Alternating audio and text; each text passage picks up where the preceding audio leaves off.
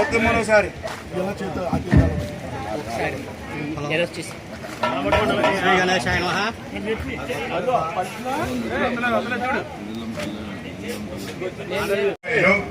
విరాళంగా ఇచ్చిన సందర్భంలో ఆయనకి ఘన సన్మానం చేస్తూ శాలువా కప్పి మామూలుగా సన్మానిస్తూ ఈ ఆలయ కమిటీ తరఫున చాలా శుభావంగా చెప్తున్నాం. ఆయన చేసే ప్రతి పనిలో కూడా విజయం చేకూరాలని చెప్పి మనస్ఫూర్తిగా అమ్మవారిని కోరుకుంటూ ఇచ్చినందుకు చాలా సంతోషంగా ఉంది మాకు.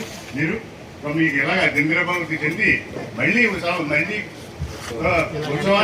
ప్రదర్శించాలని చెప్పేసి అందరినీ కూడా ఆ తల్లి మిమ్మల్ని ఆశీర్వదించాలని చెప్పేసుకోవాలి.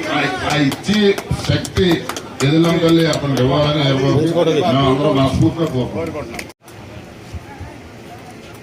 మా సోదరులందరికీ నేను ఈ ఊరు వచ్చి 22 సంవత్సరాలు అవుతుంది.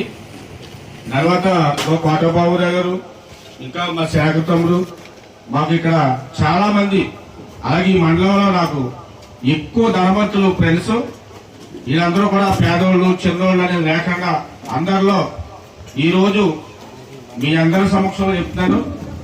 మా పార్టీ సబ్జెక్ట్ విధంగా 75,000 మందికి వెళ్ళిపోయింది. ఈరోజు అందరితో కలిసి కట్టుకుంటూ మనస్ఫూర్తిగా వాళ్ళకి చిన్న చిన్న సాయాలు చేసుకుంటూ నేను వెళ్ళిపోతా ఉన్నాను. దేవుడు మన ఎంతకాలం ఉండేది కాదు. నేను ఎదురులమ్మ తల్లి సాధ్యంగా చెప్తా ఉన్నాను. మళ్లీ వచ్చే జాతరకి ఏదైతుందో నేను 50 లక్షలు ఇస్తానని మీ అందరి సాధ్యం చెప్తాను.